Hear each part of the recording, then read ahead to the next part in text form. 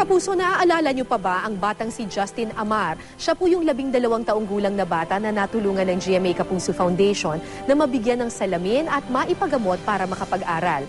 Naging kasama niya rin ang GMA Kapuso Foundation sa ilang mahahalagang pangyayari ng kanyang buhay, gaya ng kanyang birthday at graduation day. Pero makalipas ang 2 taon, isang nakababahalang sakit ang dumapo kay Justin. Ano kaya ito? 4 na dangkal lamang ang taas. 1,000 ang grado ng mga mata. Naiiba man siya sa paningin ng ilan. Inspirasyon naman siya sa karamihan. Sinong makakalimot sa batang si Justin Amar?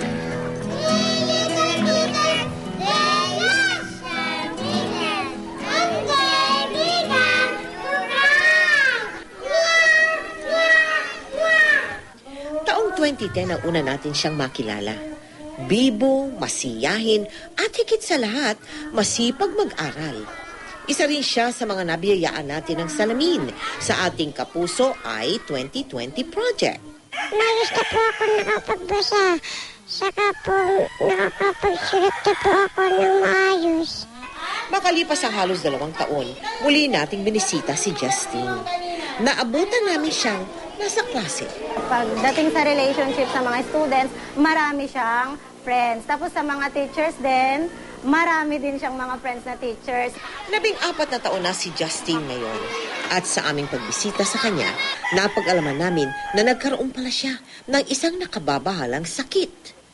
Ang Kawasaki disease. Nilagnat siya, tapos yung araw ng linggo, matamlay siya, hindi siya makalakad kasi maga na po, pating paan niya.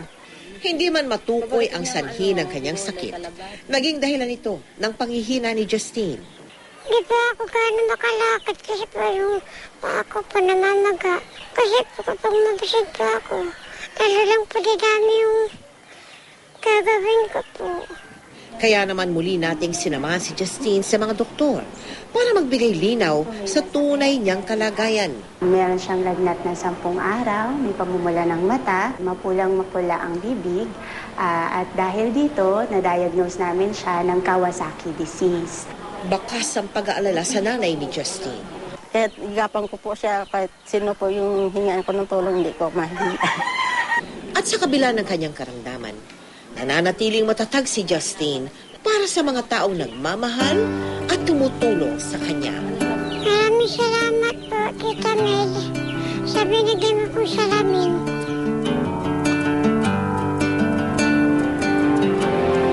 Mga kapuso, sa kasalukuyan, kailangan sumailalim ni Justin sa 2D echo at sa tuloy-tuloy na gamutan para mas mabantayan ang kalagayan ng kanyang puso. Nagpapasalamat po ang GMA Kapuso Foundation kay Dr. Angeli Conti na sumuri sa kondisyon ni Justin. Sa mga nais mong magpaabot ng tulong kay Justin, maaari po kayong magsadya sa tanggapan ng GMA Kapuso Foundation o magdeposito sa kanilang mga bank account o anumang sangay ng Cebuana Luwilier. O mag-log on sa www.kapusofoundation.com. Samantala, maaari na kayong magpalista para sa proyektong Kapuso 2020 iProject para sa pagkakataon na mabigyan ng libreng salamin. Tumawag sa tanggapan ng GMA Kapuso Foundation bukas simula alas 9 ng umaga hanggang alas 6 ng gabi.